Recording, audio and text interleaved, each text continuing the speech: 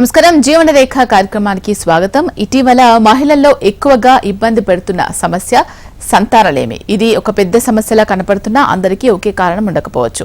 ఎక్కువ మంది మహిళల్లో సంతానలేమికి కారణమవుతున్న థైరాయిడ్, అధిక బరువు, పీసీఓడి, ఫెలోపియన్ ట్యూబ్స్ లో లోపాలు తదితర అంశాలపై మీ సందేహాలకు 49 సంతాన సాఫల్యత కేంద్రం డాక్టర్ గ్రీష్మ గారు ప్రస్తుతం మనతో పాటు ఉన్నారు. వారిని అడిగి మరిన్ని సందేహాలను నివృత్తి చేసుకుందాం. అలాగే మీ సందేహాలను స్క్రీన్ పైన స్క్రోల్ అవుతున్న నంబర్స్ కు ఫోన్ చేసి నివృత్తి చేసుకోవచ్చు. మేడం నమస్తే. నమస్తే మేడం, ఈ ఐయుఐ ప్రాసెస్, ఐవీఎఫ్ ప్రాసెస్ రెండు రకాలు ఉంటాయి కదా. అసలు ఈ ప్రాసెస్ స్టార్ట్ చేయడానికి అంటే ఎంత టైం, ఒక మ్యారేజ్ అయిన తర్వాత ఎప్పటి నుంచి మనం ట్రై చేసుకోవచ్చు అంటారు? ఇప్పుడు మనకి ఏంటి అంటే మన దగ్గరికి వచ్చే వాళ్ళందరికీ ఇన్ఫర్టిలిటీ సమస్య ఉన్న వాళ్ళు మ్యాక్సిమం మనకి ప్రెగ్నెన్సీ చిన్న ట్రీట్మెంట్ మెథడ్ తోటి అంటే మందులు ఇచ్చి ఆ తర్వాత ఫాలిక్యులర్ స్టడీ స్కాన్స్ చేసి ఈ టైంలో కలుసుకోండి అంటే చాలా మందికి యూజువల్గా మనకి ప్రెగ్నెన్సీ అనేది వచ్చేస్తుంది అనమాట. ఈ ఐయుఐ ట్రీట్మెంట్, ఐవీఎఫ్ ట్రీట్మెంట్ అనేది మనకి అంటే ఇప్పుడు ఏది కూడా ఇంత టైం అంటే ఇంత మ్యారేజ్ అయిన తర్వాత ఇంత టైంలో చేసుకోవాలి అలా అని కాదనమాట. అంటే అది కపుల్ని బట్టి ఉంటుందన్నమాట. వాళ్ళలో ఉన్న లోపాలను బట్టి మనకి వాళ్ళకి ఈ ట్రీట్మెంట్ ఇవ్వాలి ఇట్లా అని మనం డిసైడ్ చేయడం అనేది జరుగుతుందన్నమాట. ఇప్పుడు కపుల్కి మనకి మ్యారేజ్ అయ్యి కూడా ఒక 5 years అవుతుంది, అన్ఎక్స్ప్లెయిన్డ్ ఇన్ఫర్టిలిటీ లాగా ఉంది, ఇంకా చిన్న ట్రీట్మెంట్ మెథడ్ మాత్రమే వాడుతున్నారు అంటే అట్లాంటి వాళ్ళకి మనకి ట్యూబ్ టెస్ట్ చేసిన తర్వాత ట్యూబ్స్ కూడా మంచిగున్న తర్వాత ఐయుఐ ట్రీట్మెంట్కి వెళ్ళండి. అట్లాగే స్పర్మ్ టెస్ట్ అనమాట. మనకి ఐయుఐ ట్రీట్మెంట్ మనకి మంచిగా సక్సెస్ అవ్వాలి అంటే సెమెన్ అనేది కూడా ఇంపార్టెంట్ అనమాట. సెమెన్లో మనకి కనీసం మనకి కణాలు 10 నుంచి 15 మిలియన్లన్నా ఉండాలి. మనకి కదలికలు అనేవి కనీసం ఒక 15-20% అన్నా ఉండి, మార్ఫాలజీ కనీసం ఒక 2%, 1% అన్నా ఉంటే మనకి ఐయుఐకి ట్రై చేయండి అని చెప్పొచ్చు అనమాట. మనకి కణాలు తక్కువ ఉండి మొటిలిటీ తక్కువ ఉంటే ఐయుఐ చేసినా కూడా సక్సెస్ అనేది చాలా తక్కువ ఉంటుంది అనమాట.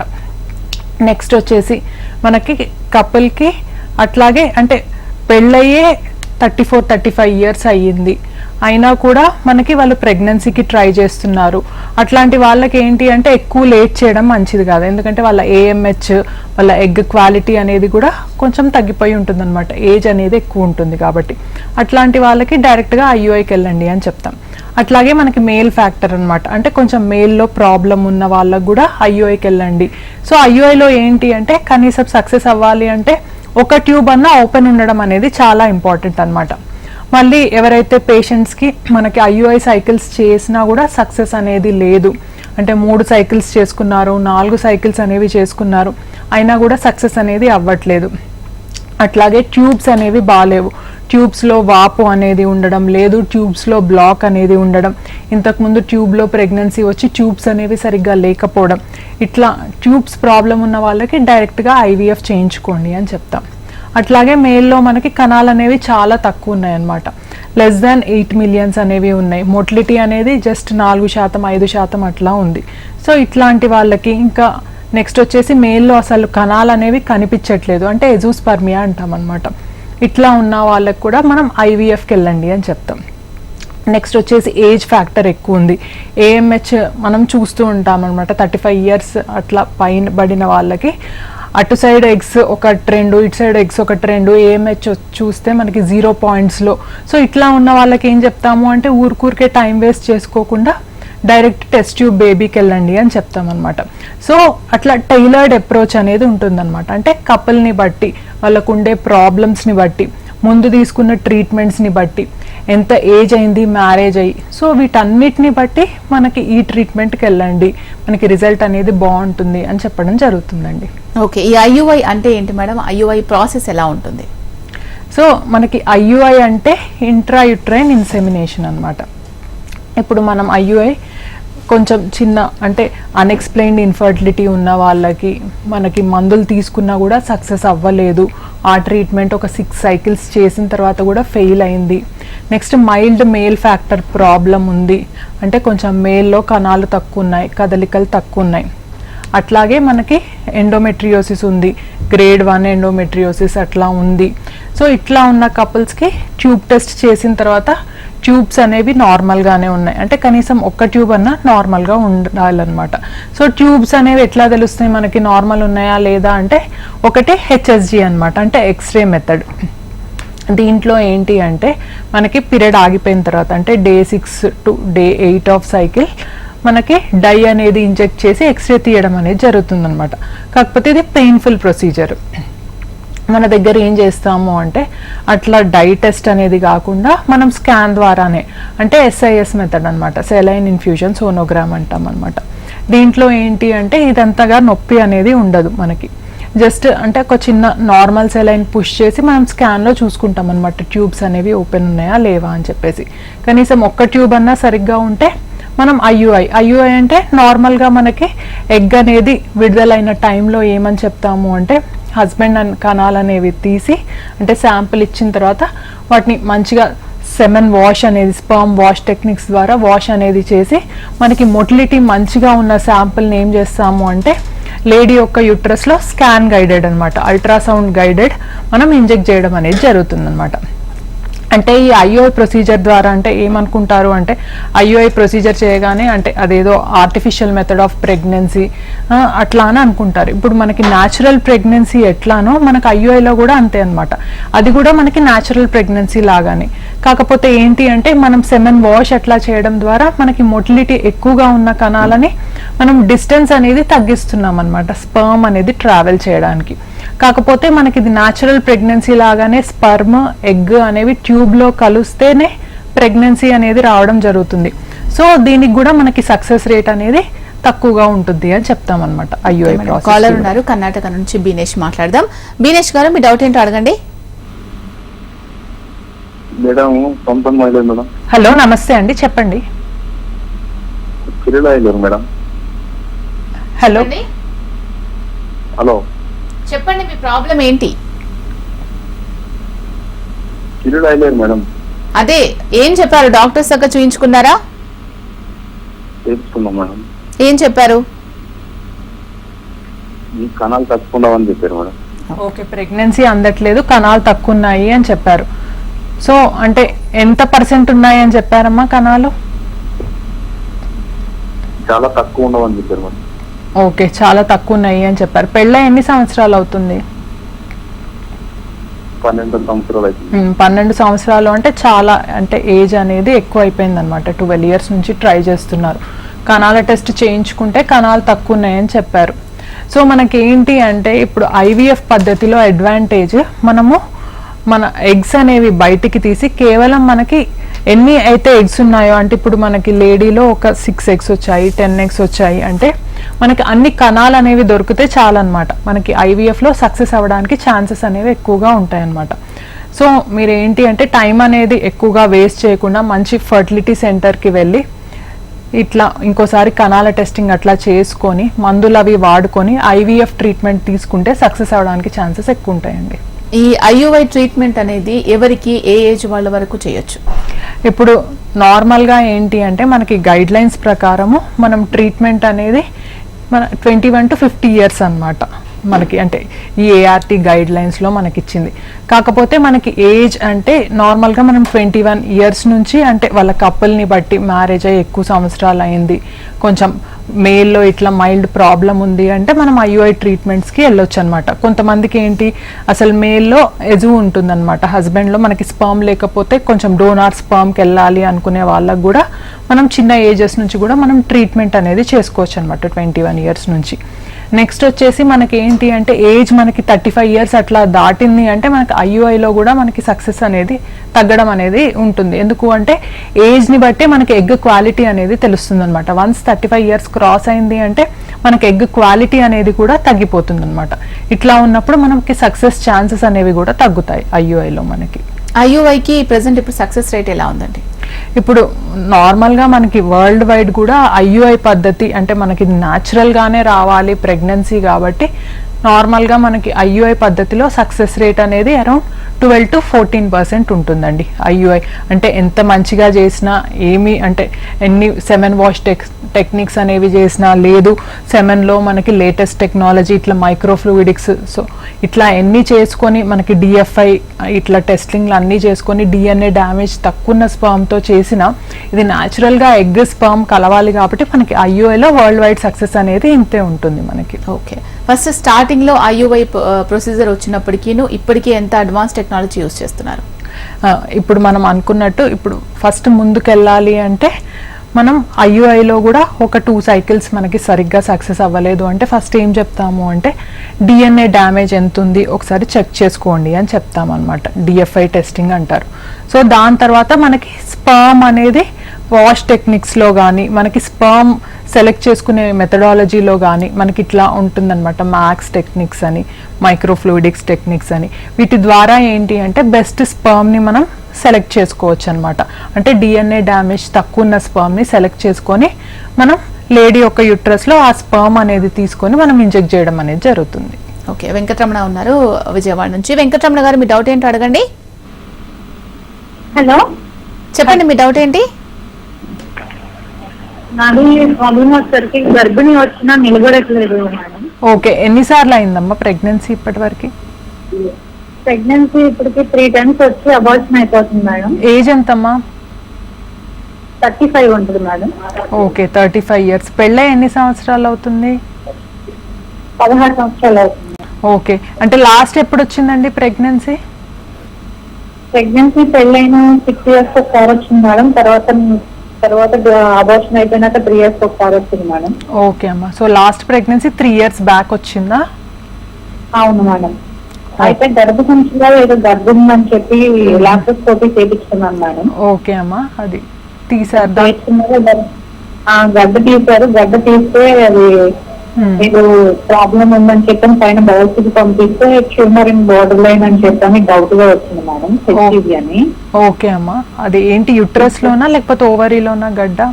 గర్భసంచిలోనా? గర్భసంచి లోపల ఉన్నారు మేడం. ఓకే అమ్మా, ఓకే. అయిపోయిన తర్వాత మళ్ళీ ఇప్పుడు పిల్లలకి ప్లాన్ చేద్దాం అని అంటే మళ్ళీ గర్భసంచిలో ఎంతో పిక్కుల్లాగా వచ్చినాయి, గర్భసంచి లోపల వచ్చినాయి అంట మేడం. అవి ఎంతో పిక్కుల్లాగా అది వస్తే ప్రెగ్నెంట్ వచ్చిన మిగతా అబార్షన్స్ అయిపోతాయి అన్నారు. సోరియాసిస్ ప్రాబ్లం కూడా చెప్పారు. ఆ ప్రాబ్లం ఉన్నప్పుడు ఏంటంటే డేట్ వచ్చిన ప్రతి 5 రోజులు బాగా హెవీ బ్లీడింగ్ క్లాత్స్ లా పెద్ద పెద్ద గడ్డల్లా పడిపోవడం, తిరగడం జరుగుతుంది. ఐవీఎఫ్ ప్లాన్ చేసుకున్నా కూడా ఉండదా నిలబడిద్దా లేదని గ్యారంటీ కూడా డాక్టర్స్ ఇవ్వని అంటున్నారు. ఓకే, అవునమ్మా. ఇప్పుడు ఏంటి అంటే మనకి ఐవీఎఫ్ లో గ్యారంటీ అంటే ఇప్పుడు ఎవరు కూడా చెప్పలేరు. సో ఎంత మంచి యూట్రస్ ఉన్నా అంటే మనకి ఓవరీస్ లో ఎగ్స్ బాగా వచ్చినా, స్పర్మ్ అనేది బాగా ఉన్నా మనకి ఐవీఎఫ్ లో మాక్సిమం సక్సెస్ ఛాన్సెస్ మనకి 60% అట్లానే ఉంటాయమ్మా. సో ఏంటి అంటే అది కపుల్ని బట్టి ఉంటుందన్నమాట, వాళ్ళకి సక్సెస్ ఎంత ఉంటుంది అనేది. సో మనకి జనరలైజ్డ్గా ఇంత సక్సెస్ అని చెప్పడానికి రాదు. ఇప్పుడు ఏంటి అంటే మీకు 35 years మ్యారేజ్ అయ్యి కూడా ఆల్మోస్ట్ 15-16 years అయింది అని చెప్పారు. ఆ తర్వాత కొంచెం బార్డర్ లైన్ ట్యూమర్ అని అంటున్నారు గర్భసంచిలో. ఇప్పుడు ఏంటి అంటే మనకి లోపల పాలిప్స్ లాగా ఉన్నట్టున్నాయి, తిత్తుల్లాగా. అంటే సో ఇప్పుడు గర్భసంచి లోపల కొంచెం అంత క్లారిటీ అనేది లేదు కాబట్టి ఏం చేయాలి అంటే ఫస్ట్ ఏంటి, ఐవీఎఫ్ మనకి మంచిగా సక్సెస్ అవ్వాలి అంటే ఎగ్స్ అనేవి కూడా ఇంపార్టెంట్.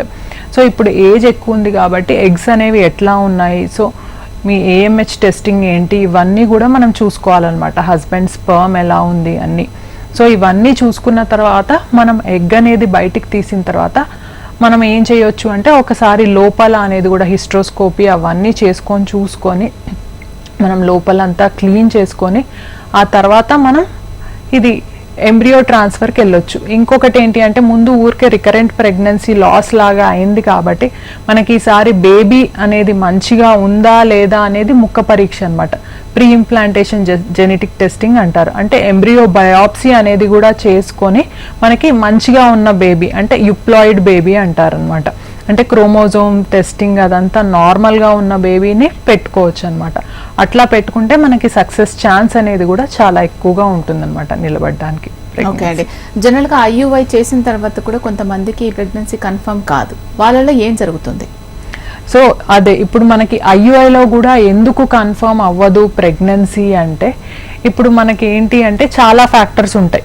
ఇప్పుడు మనకు ఐయుఐలో పేషెంట్ సెలెక్షన్ అనేది కూడా ఇంపార్టెంట్. మనం ఎవరికి ఐయుఐ చేస్తున్నాము అనేది.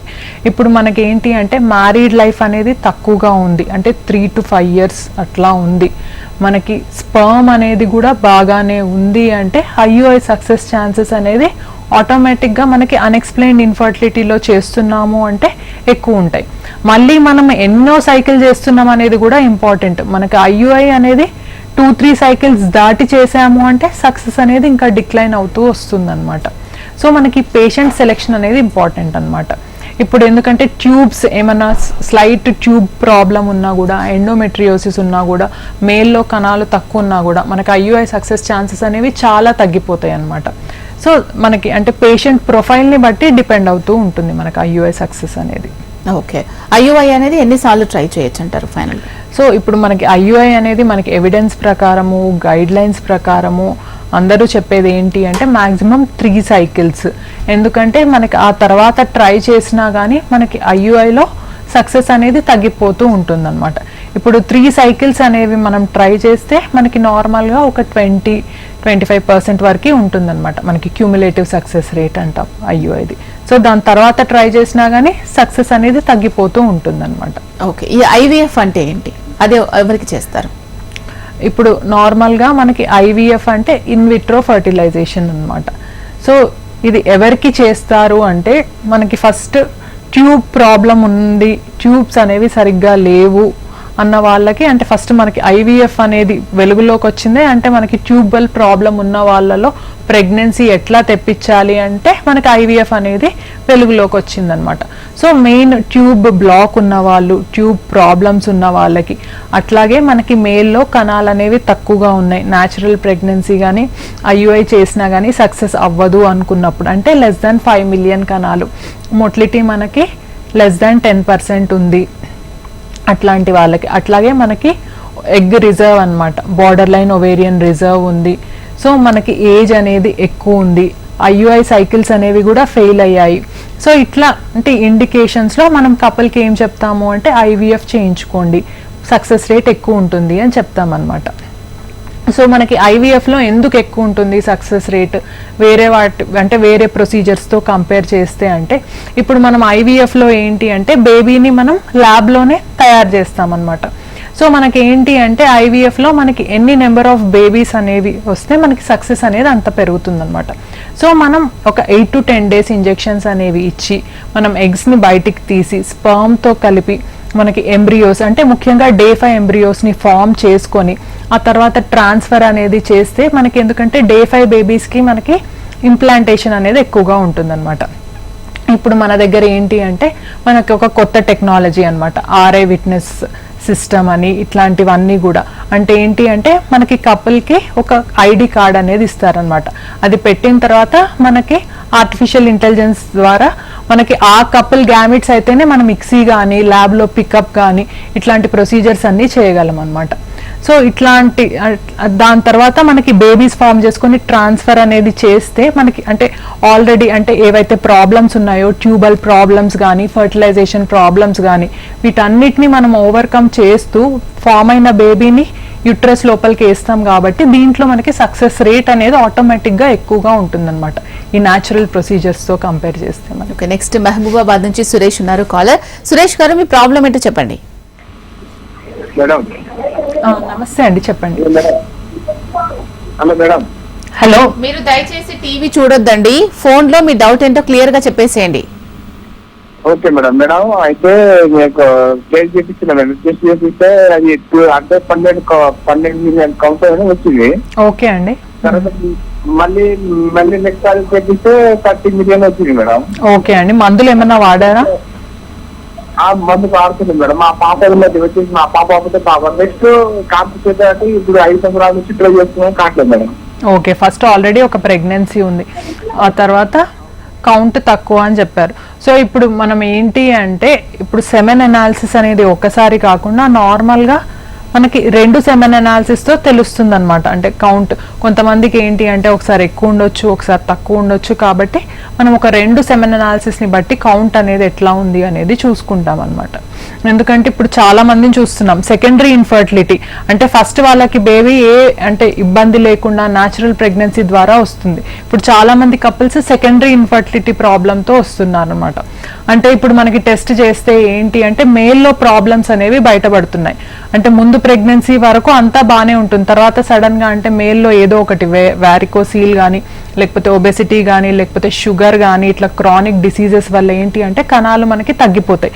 అసలు కొన్నిసార్లు అయితే మనకు ఆల్మోస్ట్ ఎజోస్పెర్మియా 0 కౌంట్ అనేది కూడా చూస్తాం అనమాట.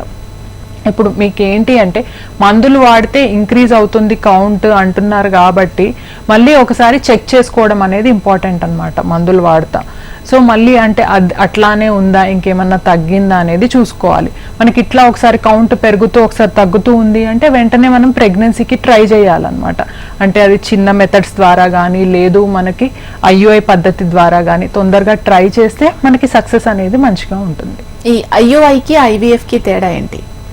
అదే ఇప్పుడు IUI అనేది మనమే అంటే ఎగ్ అనేది రప్చర్ అయినప్పుడు స్పర్మ్ అనేది తీసుకొని వాష్ చేసి మనమే లేడీ యూట్రస్ లో గర్భాశయం లోపల మనమే వదులుతాం అనమాట అండర్ స్కాన్ గైడెన్స్. ఇప్పుడు IVF అంటే ఏంటి, ఇప్పుడు మనం ఎగ్ని స్పర్మ్ని మనమే జోడించడం అనేది జరుగుతుంది అనమాట. అంటే మనం బాడీలో వదిలేయమన్నమాట. అంటే జస్ట్ స్పర్మ్ని ఇంజెక్ట్ చేసి ఎగ్ స్పర్మ్ కలుసుకోవాలి అట్లా అని వెయిట్ చేయమన్నమాట. IVFలో ఏంటి అంటే మనం ఎగ్ బయటికి తీసి మనమే ఇక్సీ ప్రాసెస్ ద్వారా ఎగ్ స్పర్మ్ని కలిపి ఆ తర్వాత మనకి డే 5 వరకు బేబీస్ అయినాయా లేదా వెయిట్ చేసి ఆ తర్వాత బేబీని ఇంజెక్ట్ చేయడం అనేది జరుగుతుంది అనమాట. సో మనకి IUI అంటే మనకి జస్ట్ ఒక ఆండ్రాలజీ ల్యాబ్ సెమెన్ పరంగా ఉంటే చాలు. కాకపోతే IVFకి ఏంటి అంటే మనకి ల్యాబ్ అనేది కూడా ఇంపార్టెంట్ అనమాట. ఎంత మంచి బెస్ట్ ల్యాబ్లో మనం IVF చేయించుకుంటున్నాము, సో దాని సక్సెస్ రేట్ ఏంటి, దాని మిస్క్యారేజ్ రేట్ ఏంటి, సో ఇవన్నీ ఫ్యాక్టర్స్ మనం కన్సిడర్ చేసుకొని IVFకి వెళ్ళాలన్నమాట. ఎగ్ రిలీజ్ అయ్యాక ఎన్ని గంటల లోపు IUI కానీ IVF కానీ చేయాలి? ఇప్పుడు నార్మల్గా మనం ఏంటి అంటే IUIలో మనం ఏది కూడా అంటే మన కంట్రోల్లోనే ఉండాలి అని చెప్పేసి మనం ఎగ్ అనేది పెరిగిన తర్వాత అంటే అరౌండ్ మనకి follicle size around 17 mm 20 mm అట్లా వచ్చినప్పుడు మనమే ట్రిగ్గర్ ఇంజెక్షన్ ఇస్తామన్నమాట.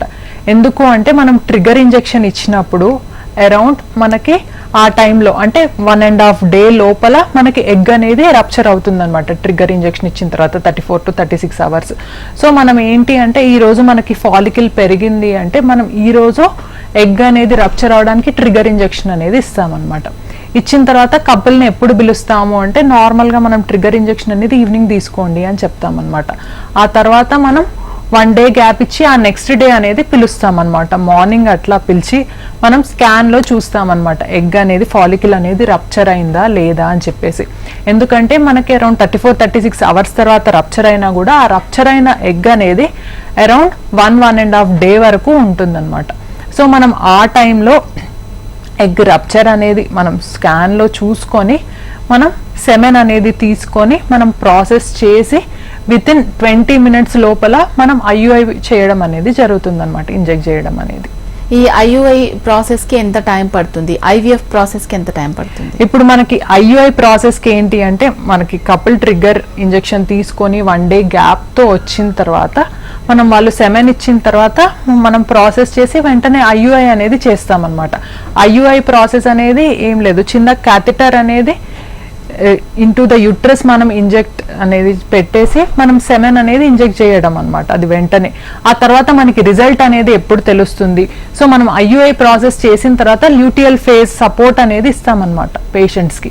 అంటే మనకి ప్రెగ్నెన్సీ అనేది నిలబడడానికి అరౌండ్ 15 days మనం ప్రొజెస్ట్రోజన్ మెడికేషన్ అనేది ఇచ్చి ఆ తర్వాత మనం లేడీని ప్రెగ్నెన్సీ టెస్ట్ చేసుకోండి అని చెప్తామన్నమాట. సో అంటే మనకి ఈ మంత్ మనం స్టార్ట్ చేస్తే ప్రాసెస్ ఆ నెక్స్ట్ మంత్ మనకి తెలుస్తుంది అనమాట. అంటే విత్ ఇన్ మనకి 35-40 days లోపల తెలిసేస్తుంది అనమాట మనకి రిజల్ట్ ఎట్లా వచ్చింది అని చెప్పేసి. మనకి IVF ప్రాసెస్లో ఏంటి అంటే మనకి 1 month మనకి ఎగ్ పికప్లో వెళ్తుంది అనమాట. మనం ఫ్రెష్ ట్రాన్స్ఫర్ ప్లాన్ చేసుకున్నాము అంటే దాంట్లో కూడా మనకి వెంటనే తెలిసిపోతుంది అనమాట. విత్ ఇన్ 40-45 days మనకి రిజల్ట్ అనేది ఎట్లా ఉంది. లేదు మనం ఎగ్స్ని ఫ్రీజ్ చేసి ప్రాసెస్కి వెళ్ళాము అంటే మనకి 1 month ఎగ్ పికప్కి, ఆ నెక్స్ట్ మంత్ మనం ఎండోమెట్రియం ప్రిపేర్ చేసుకోవడానికి, సో అరౌండ్ 2 months పడుతుంది అనమాట మనకి ప్రాసెస్. ఈ ఐయుఐకి 7 శాంపుల్ ఇవ్వడానికి ఎంత గ్యాప్ ఉండాలి? ఇప్పుడు నార్మల్గా ఏం చెప్తాము మనము అంటే ఐయుఐ శాంపుల్ ఇవ్వడానికి ఎప్పుడైనా కూడా మనకి మేల్ 2 to 3 days, 2 to 3 daysలో అంటే ఫ్రీక్వెంట్ ఎజాక్యులేషన్స్ చేస్తే మనకి ఏమవుతుంది అంటే శాంపుల్ క్వాలిటీ అనేది పెరుగుతుంది అనమాట. సో నార్మల్గా మనకి సెమెన్లో మొటిలిటీ అనేది ఇంప్రూవ్ అవుతుంది, డిఎఫ్ఐ అంటే డిఎన్ఏ డ్యామేజ్ అనేది తగ్గుతుంది అనమాట. ఇన్ఫ్యాక్ట్ ఇప్పుడు ఏంటి అంటే మనం కొత్తగా ఐయుఐ అనేది కూడా అరౌండ్ అంటే ఒకటే రోజు మనం ఏ రోజైతే ఐయుఐ చేయాలనుకుంటున్నామో ఆ రోజే కాన్సిక్యూటివ్ 2 ఇజాక్యులేట్స్ అనమాట. 2 సార్లు సెమెన్ మనం ఇప్పించి కూడా అంటే రెండింటిని కలిపి మనం ప్రాసెస్ చేసి కూడా ఐయుఐ అనేది చేయొచ్చు అనమాట. అంటే వెంటనే మనం సెమెన్ అనేది ఇజాక్యులేట్స్ తీసుకుంటే దీనివల్ల క్వాలిటీ అనేది ఇంప్రూవ్ అవుతుంది అనమాట. డెఫినెట్ గా సక్సెస్ అనేది కూడా మెరుగ్గా ఉంటుంది. నెక్స్ట్ కాలర్ ఉన్నారు వివేకానంద, మీ డౌట్ ఏంటో అడగండి. Hello madam. హలో ధర్మవరం నుంచి మాట్లాడుతున్నాను. చెప్పండి సార్. మేడం మాకు 20 ఏళ్ళు అవుతుంది మేడం పెళ్ళి. ఓకే అండి. మాకు మా భార్యకి వచ్చేసి ఫిట్స్ మేడం. ఏముందండి? Fits madam. ఓకే అండి. 5 టాబ్లెట్స్ వాడుతున్నాం మేడం. దానికి ఏమన్నా కొంచెం కావాలని ఆలోచన చేస్తున్నాం. పిల్లలు అసలు లేరా? 20 సంవత్సరాలు అయింది కదా. లేదు మేడం, ఒకసారి ముఖ్యాలు చెప్పవచ్చు చూపిస్తున్నాను. ఒకసారి అబార్షన్ అయిందా? అవును మేడం. ఓకే అండి. ఇప్పుడు ఎంత వయసు, ఎంత వైఫ్ది? మీ వైఫ్ది అదే భార్యది వయసు ఎంత అండి? 35 మేడం. ఓకే 35. సరే, ఇప్పుడు అంటే ఎక్కడైనా చూపించుకుంటున్నారా? చూపించుకోలేదు మేడం. టాబ్లెట్ 300 గ్రేడ్ అనంతపురం చూసుకుంటాను మేడం. ఓకే, టాబ్లెట్స్ అంటే లాస్ట్ ఎప్పుడు వచ్చిందమ్మా మనకి ఫిట్? మేడం ఇది టాబ్లెట్స్ నేను చేసుకున్న మ్యారేజ్ చేస్తాను మేడం. ఓకే, అంటే టాబ్లెట్ అదే మనకి అంటే ఫిట్స్ అనేవి ఎంతవరకు కంట్రోల్లో ఉన్నాయి, ఎంత డోస్ వాడుతున్నారు, టాబ్లెట్స్ ఇదంతా కూడా ఇంపార్టెంటే అమ్మా మనకి. సో ఇప్పుడు ఫిట్స్ అనేవి ఉన్నాయి అంటే మనం ఎప్పుడైనా హిస్టరీలో లాస్ట్ ఫిట్ అనేది అంటే ఎంతవరకు కంట్రోల్లో ఉంది అది చూసుకోవాలన్నమాట. అంటే రీసెంట్గా ఎప్పుడు వచ్చింది ఫిట్స్, దాంతో మనకి అంటే అసలు ఎంతవరకు కంట్రోల్లో ఉంది అనేది మనకు తెలుస్తుంది. ఎందుకంటే ఇప్పుడు మనకి సీజర్స్ మెడికేషన్ అనేది కూడా ప్రెగ్నెన్సీ అనేది వచ్చిన తర్వాత ఇవి కంటిన్యూ చేస్తే మళ్ళీ బేబీకి కూడా డిఫెక్ట్స్ వచ్చే అవకాశాలు అనేవి ఉంటాయి అన్నమాట. ఓకే గ్రీష్మ గారు, ఈ ఐయుఐ ఐవీఎఫ్ ప్రాసెస్ 49లో ఏ విధంగా ఉంటుంది, సక్సెస్ రేట్ ఎలా ఉంటుంది, పూర్తి సమాచారం తెలియజేశారు. Thank you so much. Thank you అండి. ఇది వాళ్ళ జీవన రేఖ. చూస్తూనే ఉండండి హెచ్ఎం టీవీ. నమస్తే.